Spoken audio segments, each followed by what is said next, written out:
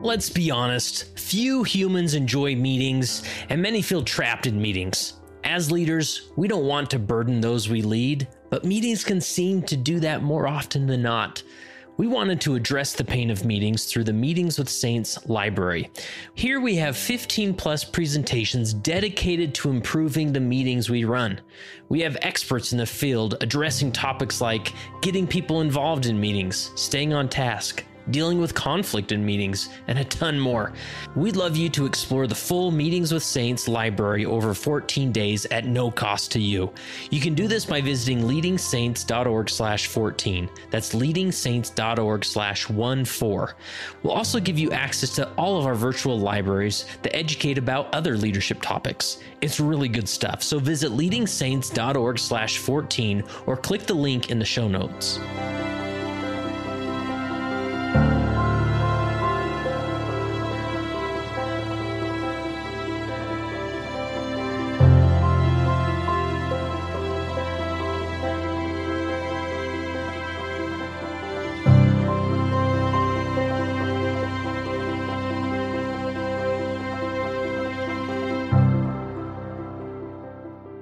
So you're running on a treadmill. How's it going? Keep running. Run faster. I get all the time people tell me, I love to listen to Leading Saints as I work out. And so if you're working out, man, bless your heart. If you're not working out, let that desire work within you and consider going for a walk. And what a great way to listen to the podcast. I have many people also tell me that we go on walks all the time together, Kurt. And so, hey, let's do this. Go on a walk, listen to some great content. Now, if you're new to Leading Saints, this is a podcast where we talk all things leadership in the context of the Church of Jesus Christ of Latter-day Saints. So if you are a leader in the church, if you are a parent, any type of leader, you're going to benefit from this discussion. And this one is so good, guys. This is actually a return guest. We've had Wendy Ulrich on the podcast before. If you haven't listened to that initial interview, it's worth going back. We'll link to it in the show notes. But she has recently written another book called Live Up to Our Privileges: Women, Power, and Priesthood. And I had the opportunity to get this book. I read every word of it and I loved it, especially chapter 8. Okay, when you get this book, make sure you don't skip chapter 8 and don't skip ahead to it.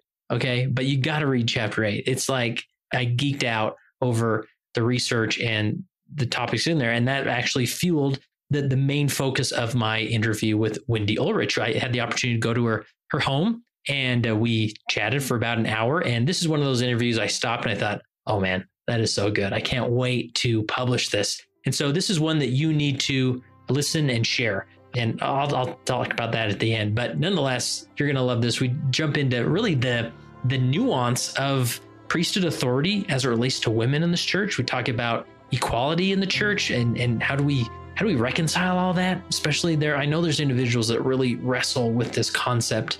And a lot of them are awesome women. And I hope you hang with us and know that we're trying to figure these things out. But I think there's a deeper sanctifying experience happening here. And Wendy and I talk about that. So here is my interview with Wendy Ulrich, the author of Live Up to Our Privileges: Women, Power, and Priesthood.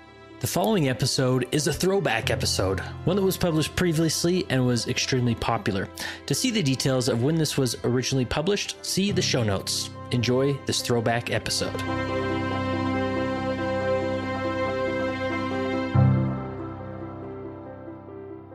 Today I'm in the home of Wendy Ulrich. How are you, Wendy? I am so good. I'm awesome. So happy to see you. This is my second time here. Yeah. We're like old friends, right? Meeting once again. Once every 10 years we get together. That's right. Whenever you decide to write a book, you invite me over, and that's always fun. So, and you've recently written a book called Live Up to Our Privileges: Women, Power, and Priesthood. That's right. Wow, just a light topic. Just a light topic. Yeah. Just one of those things that I just, know a lot about. Yeah. No, I don't. Yeah. So. And we'll definitely get into the concepts and topics of the book, but maybe just give, if people aren't familiar with you, and you've written several books, which people can find at Deseret Book and other major Latter-day Saint bookstores, but maybe give us a background on who you are and put yourself into context. Well, I'm a psychologist by training, Kurt, and so I've spent a lot of time listening to people's heartaches and challenges over the years and trying to help people maximize a meaningful life and opportunities that come their way. But one of the things, of course, I'm aware of are some of the challenges that women face, especially in the church, but in society at large, and trying to figure out how to contribute in ways that are meaningful to them and to feel like the work that they do matters and is valued by others. And this book was kind of a long time coming for me as I thought about what does it really mean for women to have priesthood power? Mm-hmm. That's a phrase we're hearing more and more lately from apostles and prophets who are trying to clarify our doctrine, and from the Relief Society general presidencies and others who are trying to help us understand what is the role of women in the priesthood and in the church, and what is the role of the priesthood in the lives of women.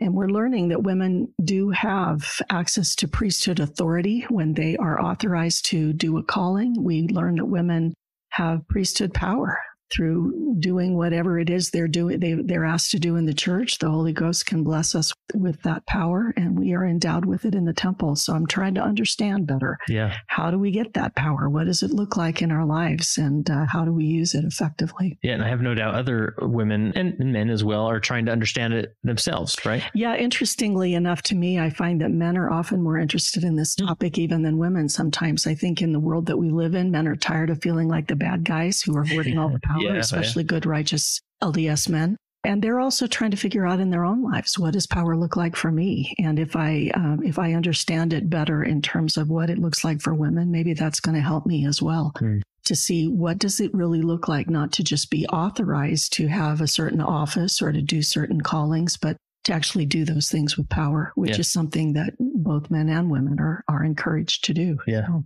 And I would imagine that long before you decided to, turn your research into a book, that was this a topic that you just in your personal study was diving into? Absolutely. I've been thinking about and pondering for many, many years, both through times of frustration with feeling dismissed or feeling like I didn't live up to my privileges, but also in trying to help others and in trying to help myself understand what is it really that the Lord would expect of me, and what is he willing to do for me and with me to create the kind of power that he has in my life, which I believe is what he's trying to give us all, is the power that he has. So what does that power consist of, and how is it transferred, are questions that have long intrigued me. Yeah. And as I approached this book and read it, I do so from a perspective, I really want to understand the experience that women have in this gospel, in the culture that we've created sort of around that gospel. And you use the word dismissed, and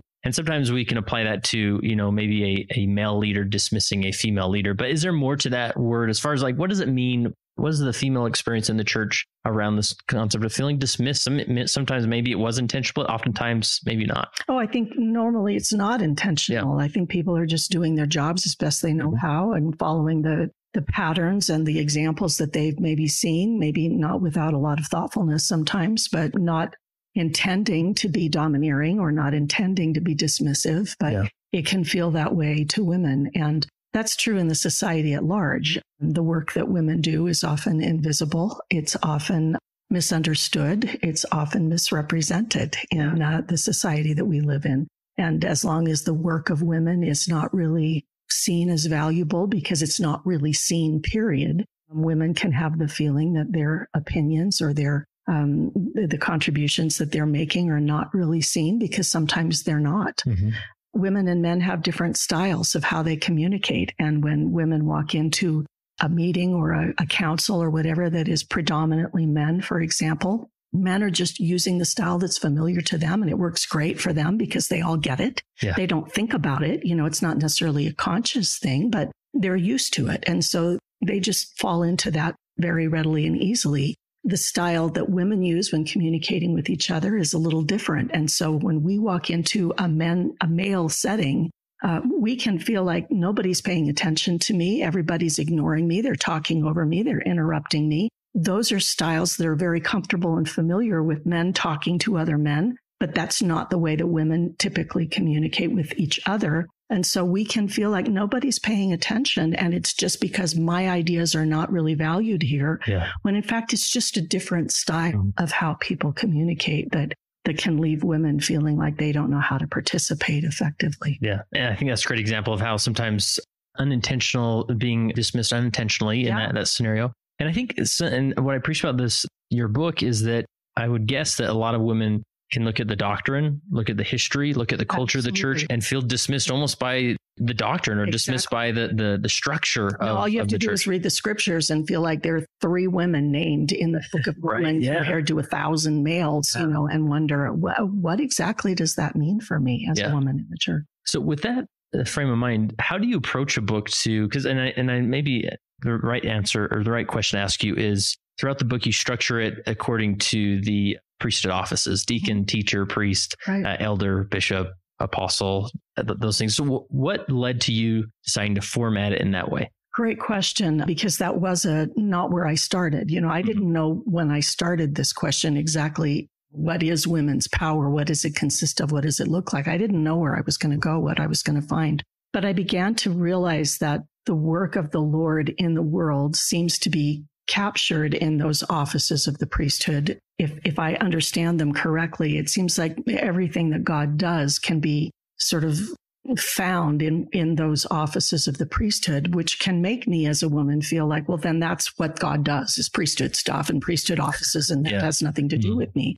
But I began to realize as I looked at those offices in more detail that the work of women is also captured in those offices. And if I can take a step back from my sort of sexist sensibilities about men's and women's roles, I begin to see that much of what women do is actually stuff that is in those offices that it seems almost like God is using those offices to teach men about work that women learn in other ways. So it was helpful for me once I realized that to sort of step back and say, okay, well, let me look at each one of these offices then and see, do women participate in this work? How do they participate? And in fact, is the way that they participate just as meaningful? And I began to see that it absolutely was. In many ways, women do more of the work that we would associate with that office in the natural course of their lives than men might, for example.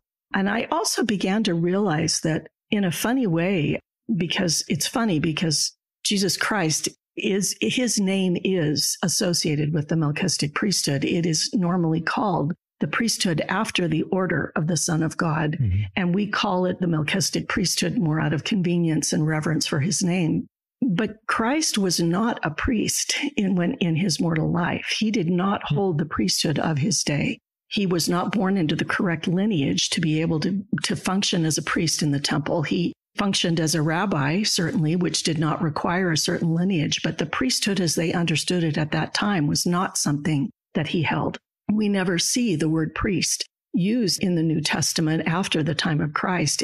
In the New Testament church, they didn't think of themselves, it appears, as holding priesthood in the ways that they were used to seeing priesthood. So we maybe as women who also don't see ourselves as holding priesthood in the ways that we've typically been taught to see priesthood, maybe have something to learn from looking at the life of Jesus Christ and how he functioned with enormous, astounding is the word that is used again and again, priesthood power and if authority. And yet he was not seen by the people of his day as having any right to the office of the priesthood that they were most familiar with. Yeah, that's interesting. And he really challenged that. I mean, oftentimes, not so many words, but people were saying, what gives you the authority to stand here and preach to us? And because, and according to them, say, I have that authority because I've been given it of my Father. Yeah. And because I do his work and I only do the things that he's asked me to do. And women, too, can say, I am doing what I do under the authority that I have been given in my calling, in my temple endowment, in my home, in assignments I've been given, in things that I've been asked to do. I have been given authority to do certain things, and therefore I have the right to the power of God in fulfilling those responsibilities. Yeah. And in one sense, Christ is sort of challenging that cultural dynamic that everybody understood. And we can maybe step back and look at, what dynamics or assumptions do we make about authority that may be off, that may bring more worth and value to women in the church, right? A lot of times with this concept, just generally speaking, when it comes to women in the priesthood, we sometimes project some secular perspectives on when it comes to fairness, or we try the same arguments that you hear in the secular world when it comes to women in fairness as that we're used to, equal pay, equal opportunities, these types of things. And so it comes back to this fairness. And you said in the book, while God has not fully explained why men in his church hold the priesthood and women do not, I trust, and I mean that word literally, that it is not his goal to inflate the roles, influence, or value of his beloved son above those of his equally beloved daughters. Mm-hmm. So my mind goes to what do we need to understand as far as the equality, that you're not necessarily saying all things are going to be equal or they should be equal or we should expect them to be equal. So when I think a lot of individuals will look at, as far as the priesthood is concerned or women are involved, there needs to be some equality here. And we're going to push for that. So what can we better understand about, it's not about equality.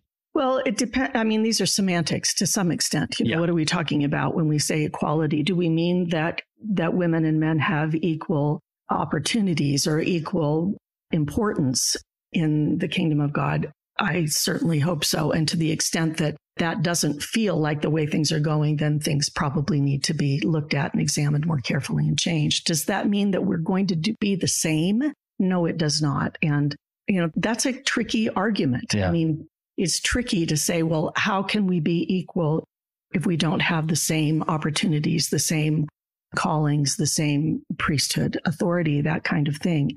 And, I don't pretend to have all the answers on that one. I think the answers that work for me may not work for somebody else. And I can certainly understand and empathize with women who feel like women will never be fully respected in the church until they have the same opportunities for everything that's done in the church that men have.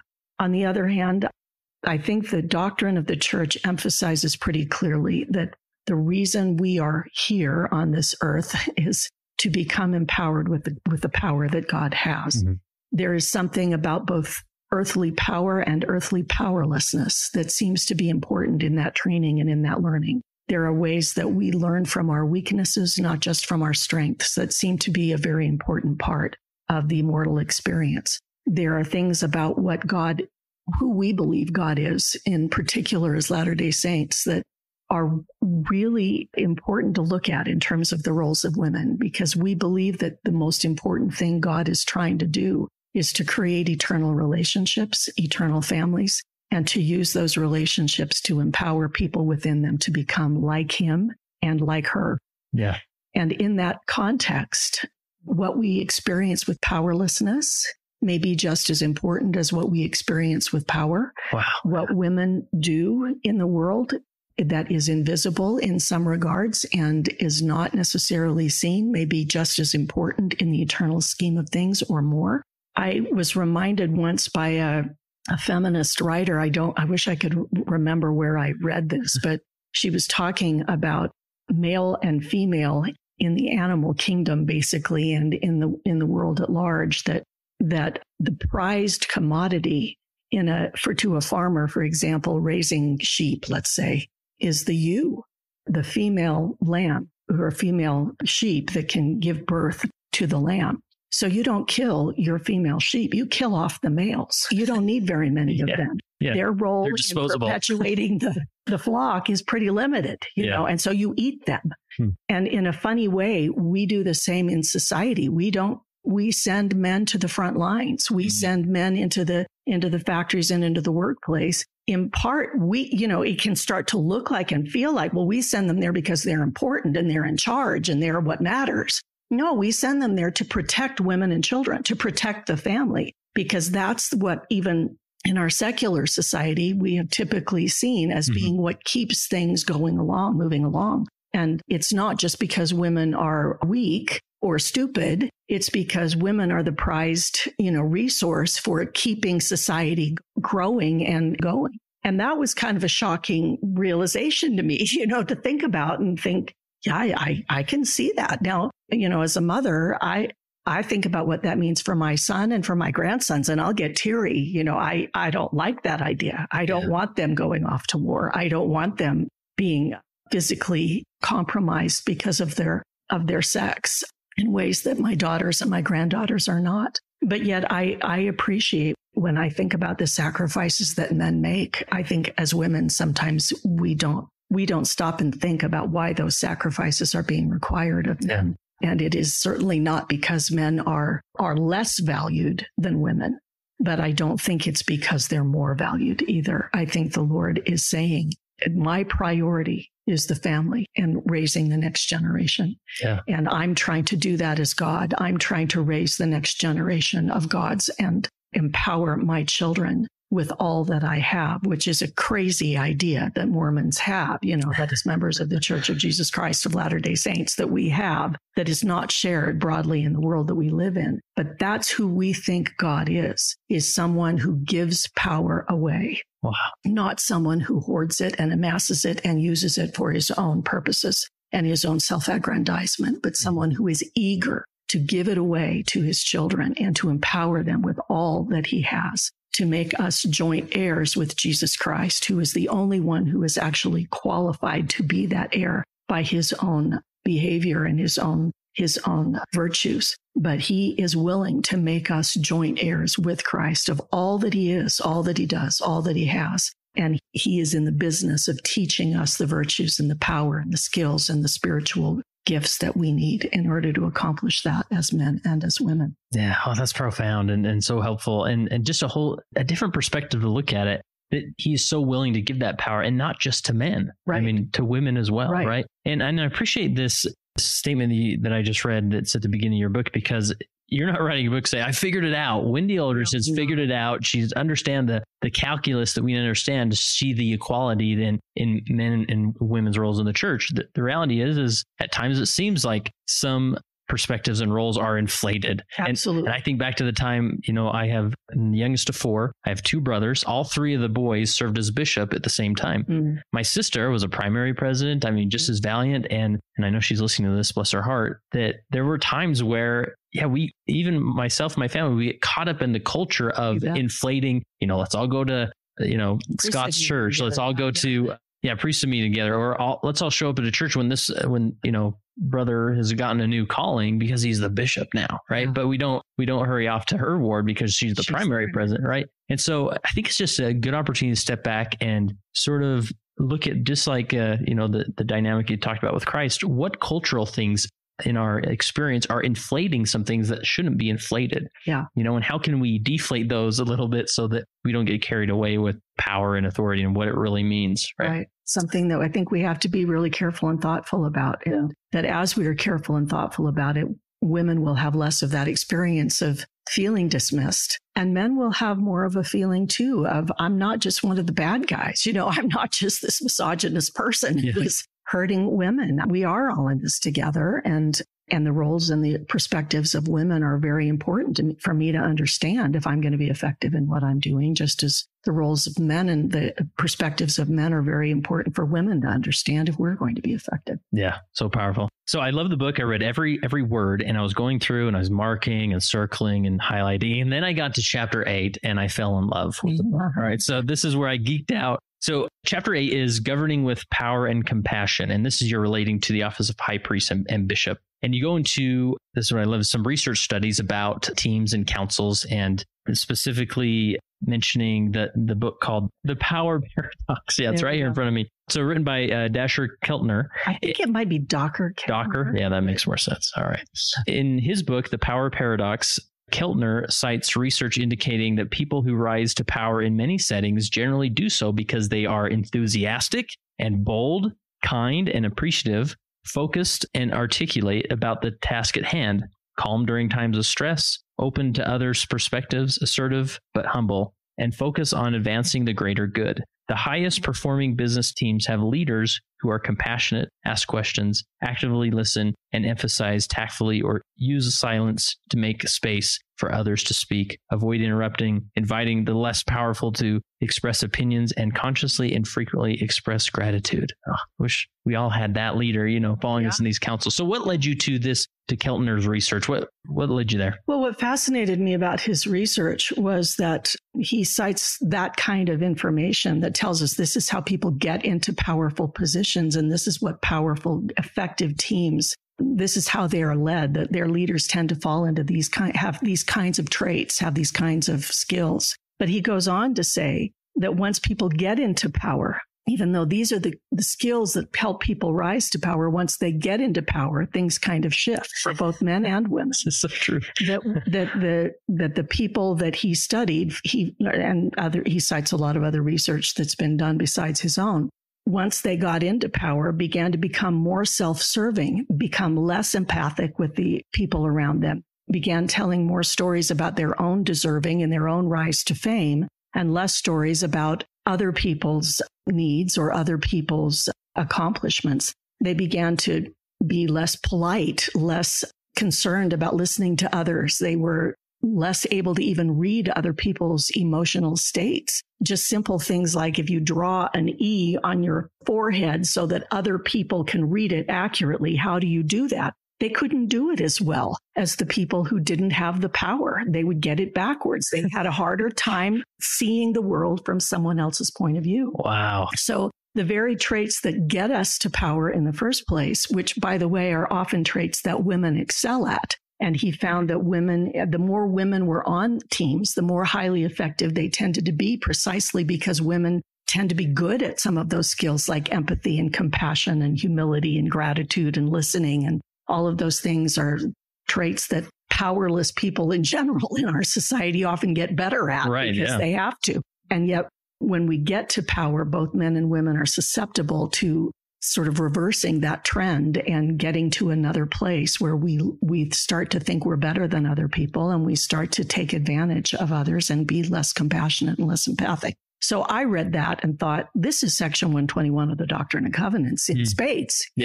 Saying that when we get a little power or authority, as we suppose, we begin immediately to lose some of these great skills of genuine priesthood power that are described in that section. Things like gentleness and kindness and love and empathy and concern for other people sort of start to go out the door when we get a little power as we think we might have it. So women often become sort of the spokespeople for the underdog, the spokespeople for the people who are the spokesperson for the people who are lacking in official power, because they often have more empathy because they've been in their roles a little more. But women are just as susceptible as men are to losing those skills when they get into positions of power. So this is a cautionary tale for all of us as we move into those positions. Yeah, I mean, that creates pause, and I think in any leader who you may think, what got you here could possibly have gone dormant because of your call to leadership. Yeah, even just putting people in an artificial position of power. You've got 6 people in a group. Put the lab coat on. You say, for the purposes of this experiment, let's see, you get to be the leader. They will grab the last cookie on the plate. They will interrupt people more. They will be more likely to say that it's okay to cheat on your taxes, even while they condemn others for doing so. It's interesting that one of the statistics he quoted, which was fascinating to me, was that the rich are more likely to shoplift than the poor. People who have a sense of entitlement because of the status or the wealth that they've acquired and the power that comes with that are more likely to run a 4-way stop, to ignore people in a crosswalk if they're driving a fancier, more expensive car than the person who's driving the clunker. All these little accumulated research studies that sort of suggest we start to feel entitled when we are in a position of power in ways that we don't when we're not. Yeah. And to me, I kind of shift to, another angle or aspect to look at is that helps me create some empathy for leaders, because it's easy to be the guy that says, well, if I was in charge, I'd do it differently. Well, if you were in charge, you may completely shift. That's right. And you may be what you exactly despise in a leader. That's right. Because you're suddenly in that leadership position. That's right. It seems to come with the territory. And so be patient with that leader, know that they're figuring it out and they're maybe still discovering some of these flaws and they're naturally responding to their situation. Absolutely. Very good point. So you talk about, and we'll jump around here as far as the different principles in the context of councils that you discuss and teams working together, but you break it down to 4 different areas. You say that the confidence in the power of councils increases when we have 1, skills to participate effectively in councils, 2, confidence in the value of diversity in councils, 3, confidence in the contributions to councils, and 4, confidence in the Lord's willingness to inspire councils. And then you break that down. So the first one, skills to participate effectively in councils. And I think obviously in the context of this book, you're coming at it from the female perspective, that this is how a woman in a council meeting can maybe improve at some of these skills, right? So as far as skills to participate effectively in a council, what encouragement would you give in that context? I think it's something that women need to spend some time thinking about. And I think it's something that men need to spend some time thinking about as well. Yeah. It's not an obvious thing. We haven't necessarily seen a lot of council settings as we've grown up in the church. We may have been exposed to councils and we may not have, and the councils we've been exposed to may or may not be effective. So there are some things that we can begin to think about. I really like Elder and Sister Renlund's book on the priesthood, and their section on councils was very helpful to me. They gave us a long list of some of the skills that we can begin to develop in working in councils. I think one of the skills for women in particular is recognizing that it's more common, especially if you're the only woman in a group or you're a minority of what there are a minority of women. Which typically happens in a ward council. Happens in a ward council for women to feel, as we discussed earlier, sort of dismissed, because if the men's conversational style is sort of predominating, it's very easy for women to feel like, whoa, nobody's paying attention to me. Everybody's interrupting me. Nobody cares what I think. When in fact, that's just kind of the way men tend to work together. Yeah, they're not trying to be over domineering. Yeah. So I remember a council that I participated in once where I was the only woman in the group, and I just would give up. I would come home and just feel like I have nothing to contribute here. Nobody cares what I think. They talk right over me when I try to participate. They want to argue with what I have to say. I don't know why I'm even bothering to be here. And I had to go back to some of this research by Deborah Tannen, actually is the woman's name. She was a linguist who looked at men's and women's conversational styles and found these subtle differences and sort of remind myself, wait a minute, they're doing this to each other. They're not just doing it to me, but I've got to learn to play in this game. I can't just assume that because I'm really good at volleyball means I'm going to be really good at football. Yeah. This is football. And I've got to change my style if I'm going to be heard here. And that was really helpful for me to kind of look at. So I've got to be more willing to say, wait a minute, I'm talking, and put the hand up, put up my hand and sort of say, don't interrupt me. Women interrupt too, by the way, but women interrupt to sort of say, oh, I like that idea. Oh, I agree with that. Oh, that's really good. Whereas men interrupt to say, no, this is what's wrong with, that's a stupid idea. They tend to kind of point out flaws, whereas women sort of tend to point out how we're all the same. We're all alike. We're all in common. We all agree. Both of those are needed. It's not that what men are doing is wrong. We need both to find commonalities and common ground, and we need to figure out what's wrong with what we're thinking and how we need to change our ideas and how we need to approach things or in a different way, or we need to at least consider other points of view. Both of those styles are really, really important in effective groups. If you have one without the other, you've got a problem. But if one style predominates at the expense of the other, then the people who are using that, underrepresented style can start to feel like nobody's listening to me, or nobody's getting that we're all heading, running down a wrong path together without realizing this is not going to work. Both of those have to be considered. Yeah. So we need to kind of look at those differences and sort of say, okay, I'm going to have to work a little harder at this if I'm the minority in the group, whether I'm a man or a woman, in order to be effective here. Yeah. And just being aware of that people participate in a council setting differently, and just being aware of that, and you bring that awareness to the meeting, you're going to be hopefully stimulate more participation, because you know that, oh, I guess I do kind of talk over people. I actually had someone on one of my ward councils that he would interrupt a lot. And I finally pulled him aside and said, hey, love you, brother. I'm just here to help you. I want you to excel, but you interrupt a lot of people. And he really appreciated it. He said, wow, I had no idea. I don't want to be that guy, And so sometimes just a simple one-to-one conversation to help them be aware that, we need to be a little more aware of our own traits and how we approach these things. So. Yeah. So some of the other skills while we're at that, that can be helpful for women to sort of, practice, in addition to just sort of noticing what's going on and being willing to be a little more forceful sometimes in expressing their opinion, is to also realize that they need to be succinct about it. We need to not go on and on and on and on. And sometimes when women do get the microphone or do get our voice heard, we can get kind of whiny. We can kind of think that, well, I finally being listened to here, and by darn, you're going to listen to me. We need to learn to be succinct. We need to learn to be clear about what we're saying, we need to learn to second what other people are saying as well. I love some of the research that sort of says when it's an idea doesn't really take hold until someone says, I really agree with that. Here's another example. Tell me more about that. It's when someone else gets on board with an idea that's presented that idea tends to move forward. Mm-hmm. And if nobody's willing to do that, good ideas sit on the table and flounder and die. So that's another skill that we can look for the opportunity to ask more questions, to second what somebody else has said, to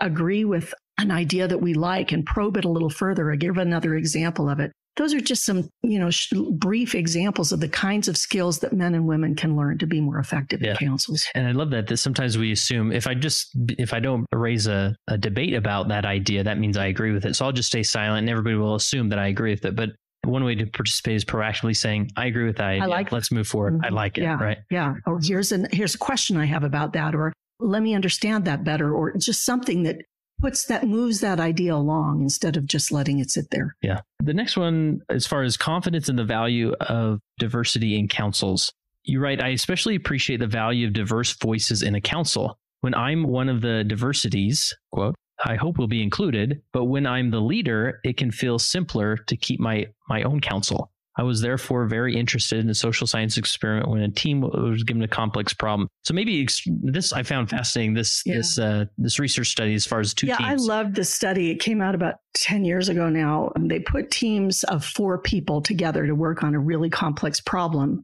And the 2 kinds of teams that they put together, one was a team of 4 friends. They knew each other pretty well. And they said, okay, here's this complex problem that we want you to work on.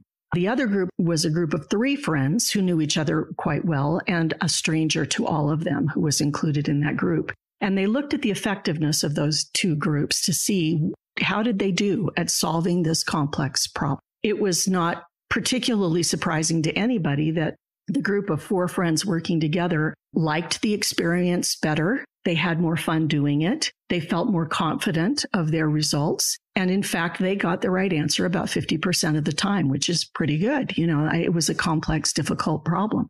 The second group didn't have as much fun. It was a more stressful experience. Throwing that stranger into the group kind of was a wet rag on what they were trying to do. But they got the right answer 75% of the time. That's a 50% increase in correct answers in good problem solving simply by having somebody in the group that was not known. That's so incredible. Yeah. And what was interesting was that they found that it wasn't that the person who had the different perspective actually brought new information to the group, which was the obvious thing. Oh, well, they know something that the group of friends doesn't know. That wasn't it. It's just that when they had somebody else in the group who they thought might be sort of not on board, they were a little more careful about their assumptions. They questioned themselves more. They tried harder to get outside of the box, and it improved their problem solving in the long run. So diversity is not necessarily comfortable. It's not necessarily easy, but it produces better problem solving in the long run, at least in this experiment, which has been replicated from what I understand in other settings as well. So sometimes it's important for us to realize just because it's not easy, just because we don't like it, doesn't mean it's the wrong way to go. It may not be as much fun when we don't all just know and love each other, when we're not all the same, when we're not all Republicans, or we're not all BYU fans, or we're not all the same race, or we're not all, long-term pioneer members of the church, or whatever it might be. But the solutions we come to can actually be stronger, better, improved solutions just by the fact that we're trying to listen to voices that are not our own. Yeah. And sometimes we can try and be diverse just for diversity's sake, right? That it's just the thing to do. And you're supposed to be diverse, so let's be diverse. But, it makes me think back to some bishoprics I was in where we loved each other. And it was like we were brothers and we got a lot done. We loved working together. And now I think, wow, that could have been limiting us a little bit to some of the ideas or the succinctness of certain meetings that we were in, because there was a comfort there. We all enjoyed it. We loved being there, talking through problems, but maybe we were missing something. Yeah. So what's a bishopric or a ward council to do to stimulate more diversity? Because I think, especially in some more established areas, you may have the same people in a ward council for a couple of years and we get comfortable with each other and it is what it is. So any thoughts on maybe how to better when diversity isn't there as much? Do we need to be more intentional about creating I think it does help to be more intentional about it. Are the major groups in our ward or in our branch being represented in the leadership of the ward? I remember as a Stake Relief Society president, once upon a time, calling a woman as a counselor who was from Africa. She was a different race. She was a convert to the church of not very long. She was very skilled. I wasn't calling her. This was not a pity assignment. I knew she was very capable. She was a good speaker and she had a strong sense of personal spirituality. She was a willing learner. She was a PhD student in nursing at the University of Michigan. This was not as I say, not a pity assignment by any means, but she would show up at, she didn't know the culture of the church. She would show up at meetings in sweatpants at a Stake Relief Society meeting, which was not the norm.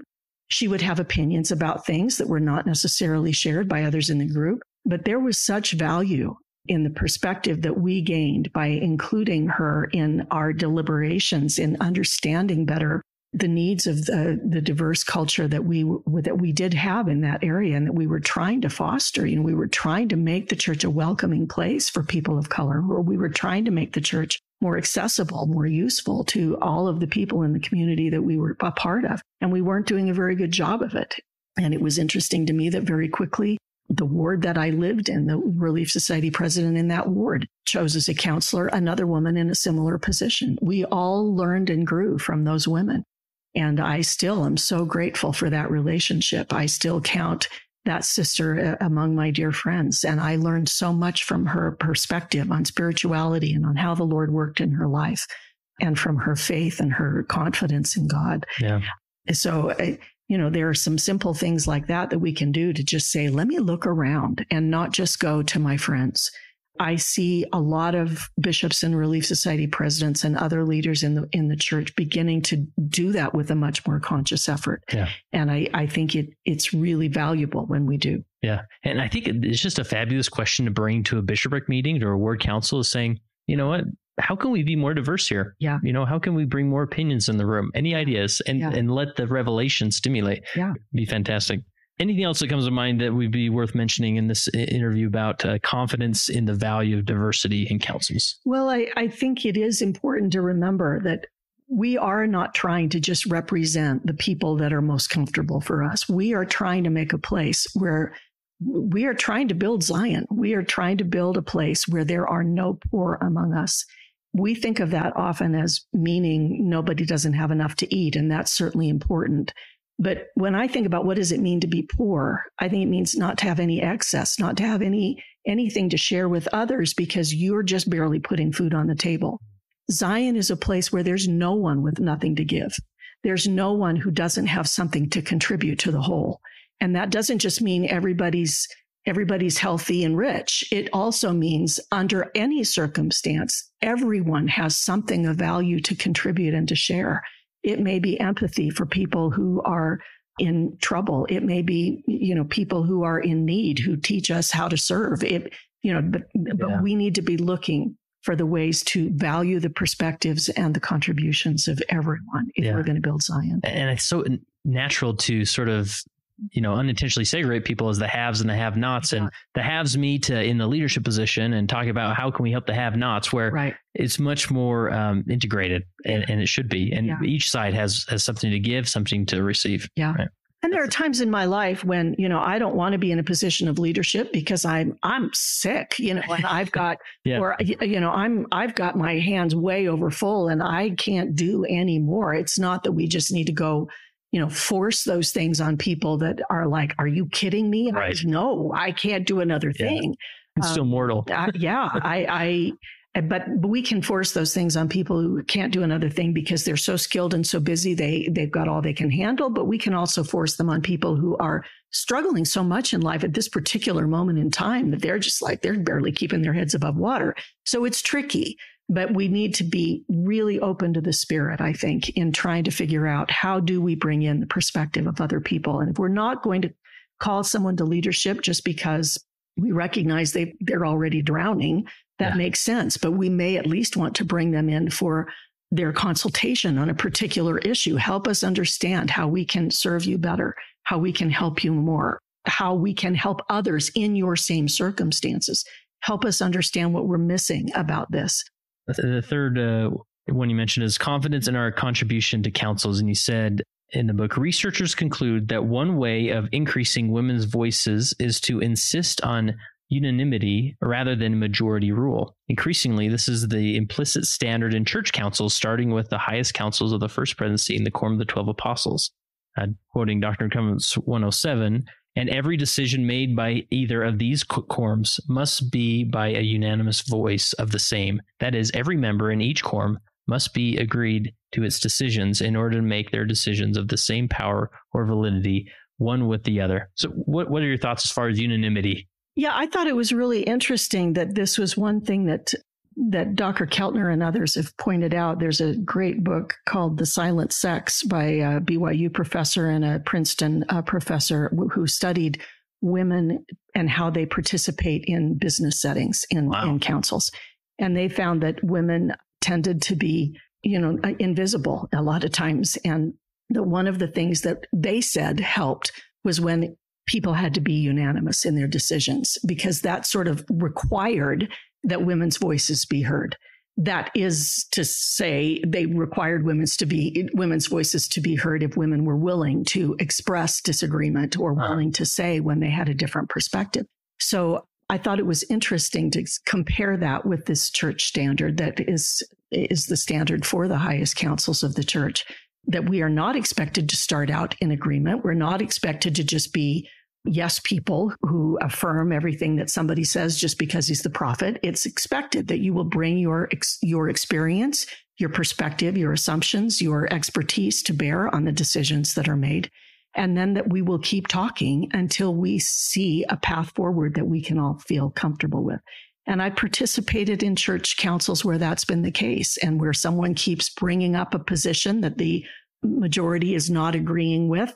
It's incumbent on the leader to sort of say, okay, how are we going to respond to this disagreement? In my case, the disagreement happened to be raised more by the men in the room who were in the minority in the particular council I'm thinking about. And the leader had to kind of come in and say, okay, how are we handling this disagreement? What do we do to get to agreement on this? And ultimately to say, brethren, are you willing to back off on this? Have we dealt with your concern enough that you're willing to say, okay, I'm all right now? And when they were, we went forward.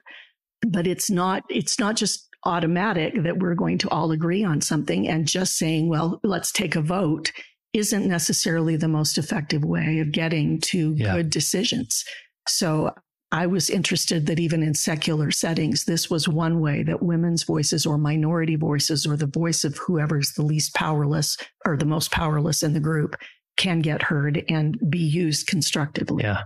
And the research is there as well. And I think of a typical ward council, not to generalize it, but there may be one or two people, especially if they're women, that don't maybe have a different viewpoint or want to go in a different direction. Well, suddenly enough people say, well, I just think we should go with plan A. Yeah, me too. Yeah, me too. And then that person just folds and we move on with the meeting, where I think the leader or somebody presiding that council can really say, no, like we need to reconcile what's going on here. That's what unanimity means. It doesn't mean they fold and okay, good. Now we have unanimity. Right. Like there's something that we need to process here. Yeah, because if we don't, what tends to happen? That individual who doesn't feel heard, who doesn't feel like their opinion has been taken seriously, goes out and starts undermining the process out to, often that's what's going to happen. Or disengages from their call. Exactly. Or starts, sort of gossiping about what happened in a way that isn't constructive. So yes, we need to not just sort of overrule the voice that we don't like. We need to listen to it long enough that that the person feels heard. That doesn't mean that we always agree. We can get to a place where we can say, this is what we're doing. I know it doesn't fully incorporate everything that you've brought up here. Do you feel like we're close enough that we can go forward with a unanimous voice? Do you feel like, we're there? That may take a long time. Yeah. It makes church councils slower. It makes church decision-making slower when we do that, but it gets us to a better decision in the long run.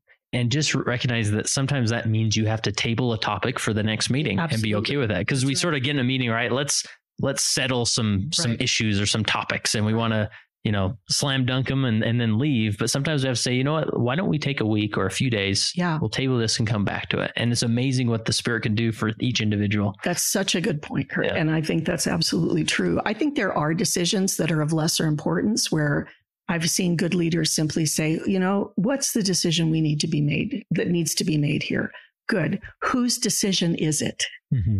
If it's my decision, if it's the Relief Society president's decision, if it's the Sunday school president's decision, whose decision is it? And sometimes we can say to them, do you feel like you have enough information to make a decision? Good. What's your decision? Are we all okay with that? Can we live with that? And that's okay sometimes, but not every decision is of such merit that it needs to be, we don't need to spend 2 hours getting to unanimity about who should hand out the hymn books.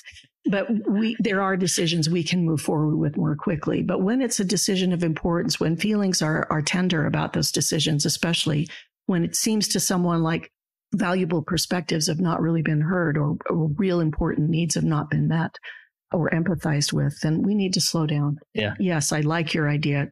Just table it for a while. Come back to it. Let's try again next week. Really and I love the fact that when people are really passionate about a topic, that means that maybe there's a level of importance to them that maybe you're not seeing, and it's worth processing and hearing their voice. So yeah. And sometimes that can be done one-on-one. If somebody feels like, we're really touching on a hot topic for somebody, sometimes the leader can say, tell me more about your experience with this. Well, how did this get so important to you? And do that in a private setting where the person may be willing to share at a little more personal level in a way that helps the leader understand and helps the individual understand how this got so hot for them. Yeah. And then that leader or that individual has an advocate in their leader in the next council meeting, right? That's so powerful. I love that. Let's talk about in the same area as far as negative feedback. You said women have a harder time than men rebounding from negative feedback. And even the possibility of negative feedback leads women to avoid opportunities to grow and contribute. What should we consider about? I mean, I think in general, everybody hates giving negative feedback, especially in church councils when everybody's a volunteer and we just want to be happy and have a good time and smile and move on with the meeting. And so we avoid negative feedback in general, but we may even avoid it much more when it comes to giving negative feedback to the Relief Society president because she may take it harder. Yeah, she may. And this is something that both men and women can work on. Women in general, and this is, again, from some interesting research, this is not just my opinion, but Katty Kay and Claire Shipman wrote a book called The Confidence Code. These are two powerful, accomplished women who wrote a book a couple of years ago now, probably on the differences between men and women in terms of how confident they come across, how much anxiety they feel. And they found that women, even women who are really accomplished and really capable, are often working at a bit of a disadvantage that seems to come from kind of how our brains and our hormones are structured in terms of feeling more anxious or feeling less confident. I tell in the book a little story about when I was in high school. So this was, a long time ago, but there was, I just really felt like men were just, boys were just full of hot air. And to prove my point one day, I was talking with some friends and I just said, okay, let's see what happens here. I'm going to try something. There was a wire across a window at the back of our multicultural cafeteria room that was also used for plays and assemblies and other things. It was pretty cheap high school. And there was this wire across this high window at the back of the room. And I started going around to boys that were, not a part of this conversation, just boys I knew there at lunch and asking them, what's that wire for across the room, the window back there? And they'd look up at the window and they would look at the wire and they'd say, oh, well, they use that to hang lights on for the school plays. Oh, okay. Thank you.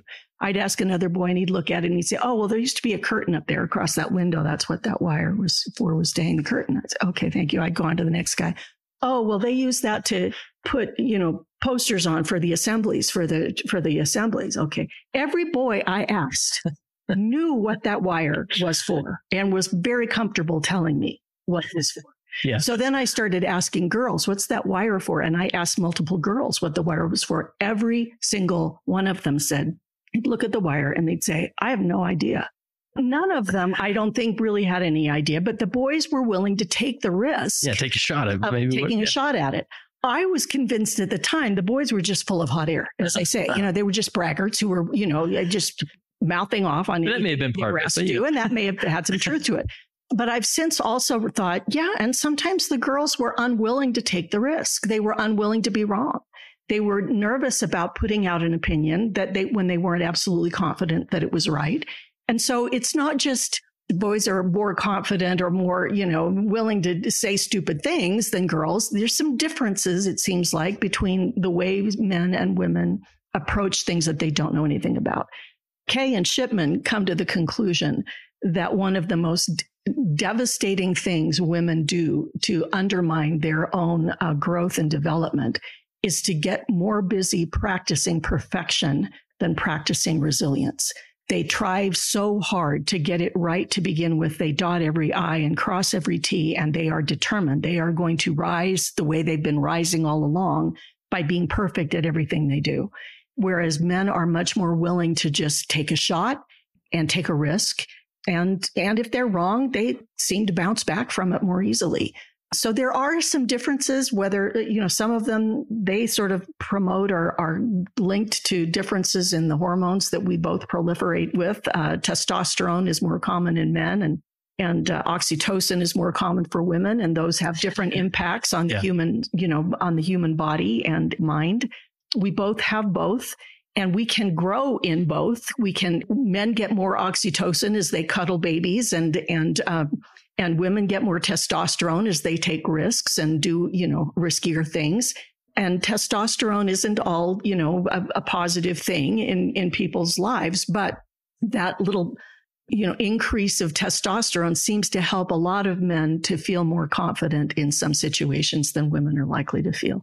I loved, however, the story that, and my husband loves it when I tell a sports story, which is not something I do very readily, especially in a book to women. But there's a basketball player named Bill Russell, who is one of the greatest basketball players of all time. He had, I can't even recount all the awards that he won and all the accomplishments that he made and all the things he did in leading his team to success.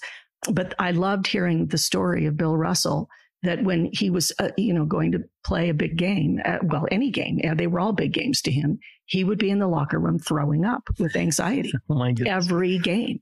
And it didn't get any better. Finally, after a long time of playing professional basketball, he stopped throwing up. He stopped the anxiety, got under more control. And he went into this losing streak, and it didn't come back. He didn't get out of the losing streak until he got anxious enough that he started throwing up again at the beginning of every game. His teammates loved the sound of Bill Russell throwing up in the locker room because they knew it was going to be a great game. Women can be so afraid of anxiety. People with anxiety in general can be so afraid of anxiety that we think we have to get the anxiety under control before we can perform at our best. And that's just simply not true. The people who have problems with anxiety often are smarter than the average bear even. They are often more accomplished, more prepared, more capable.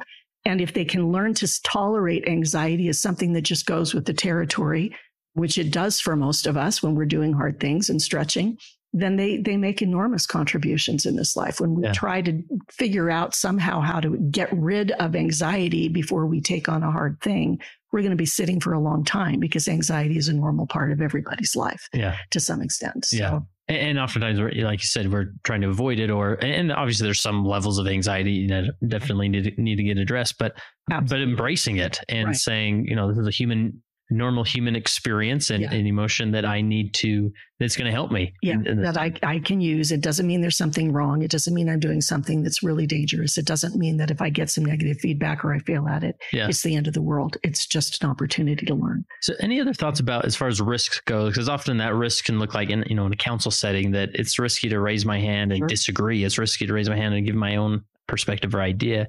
Any way that a leader or the other members of the council can facilitate, encourage the women in the room to be more risky and raise a hand? Well, we can just ask them their opinion. And I've done this with other women, and I've done it with men in a group setting. And I don't have to be the leader to do that. I can just say, I'd love to hear what so-and-so has to think about this issue. So we can, as council members, whether whether we hold the gavel or whether we are just, in the chair of a council participant, we can do those things. We can ask other people's opinions. We can ask more questions. We don't have to just be the one spouting off about something. We can we can give our opinion, and we can also ask for others' opinions and help with that process. Awesome. Love it.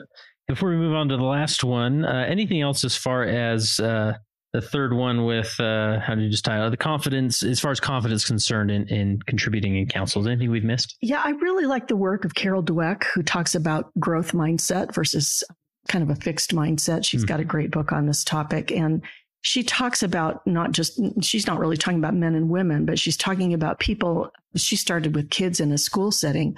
Who are the kids who are more likely to keep going when they fail or when things get hard versus who are the kids who are likely to give up?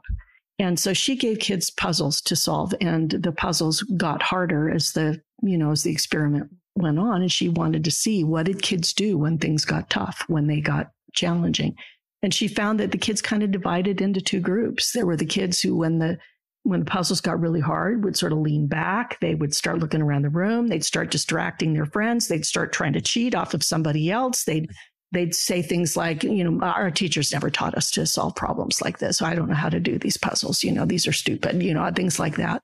That was sort of one group of kids. Then there was another group of kids who, when the puzzles got hard, would actually lean in instead of lean back. They would get more engaged instead of less. They would try a new strategy when the strategy that they were working with wasn't working. They would ask a teacher for, like, can you give me a little clue, or a little help? They didn't want them to give the answer. They just, can you give me a little bit of, what am I missing here? Am I close here? They would use other people, in other words, to kind of get expertise that they didn't have. When they were asked, all the kids were asked at the end of the day, so would you like to take some of these puzzles home to do? A lot of them would say, yeah, those were fun. She'd say, which puzzles do you want? The puzzles we were doing at the first or the puzzles we were doing at the end? The first group would say, the puzzles we were doing at the first, those were fun. Oh, yeah. The ones they knew how to do that were easy. The other group would say, oh, what's the point of doing puzzles you already know how to do? That's just a waste of time. Give me a new puzzle. Give me a hard puzzle. Where can my mom buy puzzles like this? I want to work at these at home. I knew this was going to be interesting. I knew I was going to learn something. And she makes the comment, this is a Stanford PhD, by the way. She said, I began to realize I was more like the first group than the second group. Wow. And she said, I realized how limiting that approach had been to me in my life.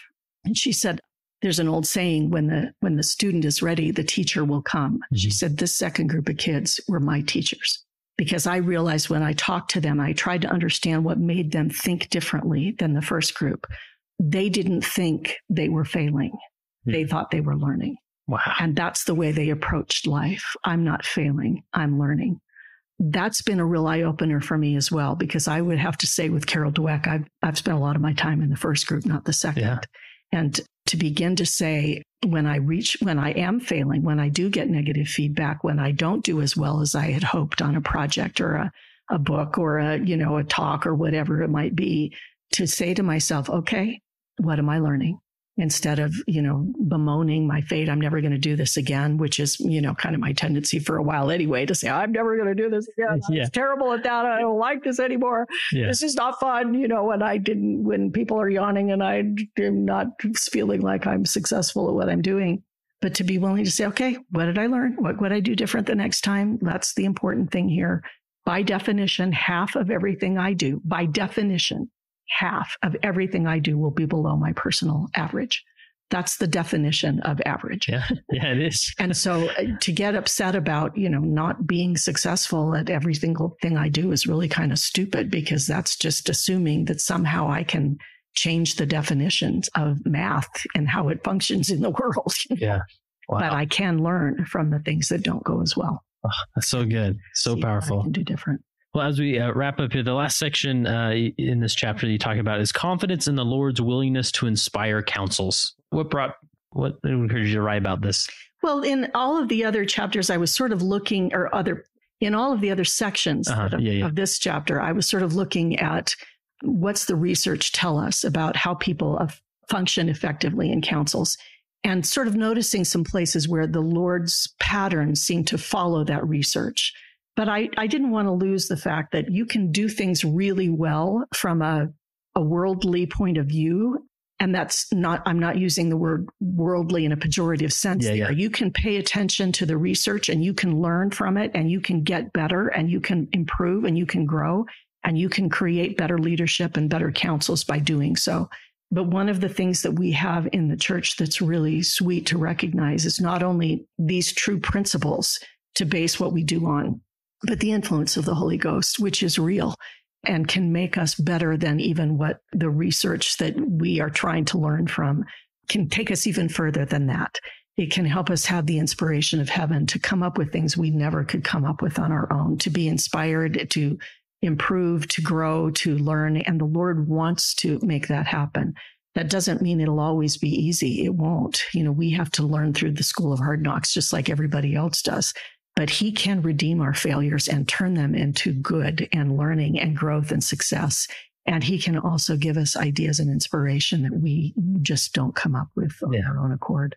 I love that, because research is wonderful and it's great. We love research and what we can learn from it, but keeping space for it. At the end of the day, we can try different things, but just go there with a prayerful heart, being open to the Spirit in any way you possibly think of, and it'll all work out, right? It'll all work out. Well, I got one more question for you, but I want to make sure people know, where would you send people to check out the book and if they want to learn more about it? Certainly can buy it on Deseret Book at Amazon. Any place they're selling books, pretty much they're selling this. And is there anywhere people could follow you and your work, or we just wait till the next book? Yeah. You're not tweeting or anything. I'm not doing any of that stuff right now. I should be. But. Well, that's fine. That's fine. We would much rather you be in front of a computer writing your next book. So that's fine. Well, thanks again, Wendy. And just the last question I have is, as you reflect back on the journey of writing this book and the research and the promptings and everything that went into it, how has that made you a better disciple of Jesus Christ? That is such a good question, Kurt. I hope what it's helped me be is braver in trying to step up to the opportunities that life is giving me, to not just feel like I have to do it all by myself, but to know that I have a Zion community that I can both build and receive from, to know that I have access to the power of God, that I have the right to claim that power and to exercise that power, that I'm not just waiting for somebody else to do it on my behalf, but that I have virtually unlimited opportunities in this church to step into roles that matter to me, to be a leader, to be a teacher, to be a thinker, to be a woman who exercises spiritual gifts, to be someone who contributes to the communities that I'm a part of. And that I not only have the right to that, but the obligation and the opportunities that go with that. I don't just get to sit back and say, well, let the men do it. I am expected to step up and to take my place, and to do so with humility, with a loving heart, with compassion and empathy for those who are in different roles than I am at a given point in time, but to take that responsibility seriously and prayerfully, and to be willing to take the risks of failing, to take the risks of feeling inadequate, and that men are expected to take as well. And they're expected to step up and do what's required of them, and so am I. And I'm just really grateful for the confidence that I have acquired as I have studied this topic, that the Lord truly will help us. He loves us. And I've also really learned that I don't have any definitive answers on this. I'm hoping that some of the things I've learned and written about will be helpful in opening this door a little bit, but I thoroughly expect that other people will be walking through it in ways that I have not. I don't know what that will look like in the long run for any of us. I think it's entirely possible that the role of women in the church will not be fully understood in this life until the face of our Mother in heaven is revealed, as well as the face of our Father in heaven, in ways that it isn't right now. But I have absolute confidence, absolute trust that the Lord loves us all equally and values us equally, and that we are all needed and of great worth to him and to her and to the building of Zion and the role of the church in the world.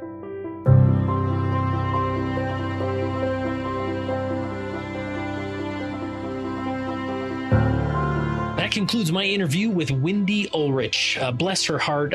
She is such a wonderful person, like just a wonderful person. And I'm not overstating that at all. She's always been so kind, allowing me to interview her. And would you share this with another woman in your life, whether they're a leader or not, whether they're a sister, a cousin, a mother, would you share this with them? And I hope this conversation really helps establish a further faith and belief, because I know there's individuals that sort of struggle with this, with the dynamic of women in this church and what it means and how to find purpose. And sometimes our culture inflates some parts of authority and inequality that are not helpful. But hopefully this interview helps. I'd love to get your feedback, what you thought about it. Go to social media or send me an email at leadingsaints.org/contact and tell me what you loved about it. Tell me what you didn't like about it, or leave a comment underneath the show notes as well.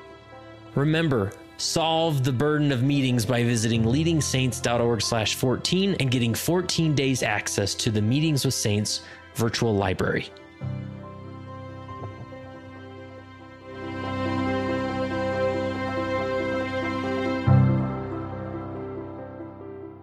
It came as a result of the position of leadership which was imposed upon us by the God of heaven, who brought forth a restoration of the gospel of Jesus Christ. And when the declaration was made concerning the only true and living church upon the face of the earth, we were immediately put in a position of loneliness, the loneliness of leadership, from which we cannot shrink nor run away, and to which we must face up with boldness and courage and ability.